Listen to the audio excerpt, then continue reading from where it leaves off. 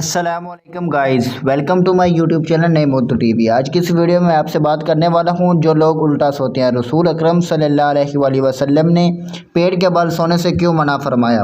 Science نے ایسی لرزہ خیز وجہ بتا دی کہ آپ آج کے بعد الٹا نہیں سوئیں گے۔ آج کل کی مصروف زندگی انسان کو بہت تھکا دیتی ہے اور دن بھر کے مصروف دن کے بعد جب رات میں بستر نظر آتا ہے تو دل چاہتا ہے کہ بس اس پر فوراً لیٹ کے سو جائیں۔ لہٰذا کچھ لوگوں کو تھکے ہوئے دن کے بعد جیسے ہی بس بستر نظر آتا ہے تو وہ فوراً الٹے ہو کر سو جاتے ہیں۔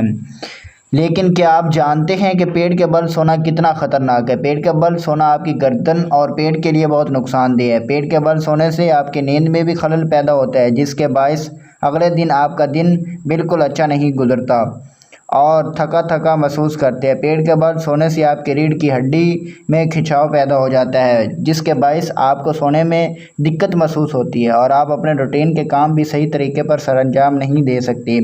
پیٹ کے بل سونے سے آپ کے جسم کے کون کون سے حصے متاثر ہوتے ہیں؟ ریڑھ کی ہڈی آپ کے جسم میں ایک اہم کردار ادا کرتی ہے۔ اگر یہ صحیح طور پر کام نہیں کرے گی تو آپ کا پورا جسم متاثر ہوگا اور آپ کوئی بھی کام صحیح طرح سر انجام نہیں دے سکتے۔ اس کے علاوہ پیٹ کے بل سونے سے آپ کے جسم کے کئی سارے حصے سن ہونا شروع ہو جاتے ہیں۔ پیٹ کے بل سونے سے گردن بھی متاثر ہوتی ہے۔ مسلسل الٹا یا پیٹ کے بل سونے سے آپ کی گردن میں درد بیٹھ جاتا ہے اور آپ آسانی کے ساتھ گردن کو حرکت نہیں دے سکتے۔ اگر آپ کو پیٹ کے بل سونے کی بہت زیادہ عادت ہے تو آپ اس طرح سوتے ہوئے تکیے کا استعمال نہ کریں۔ اگر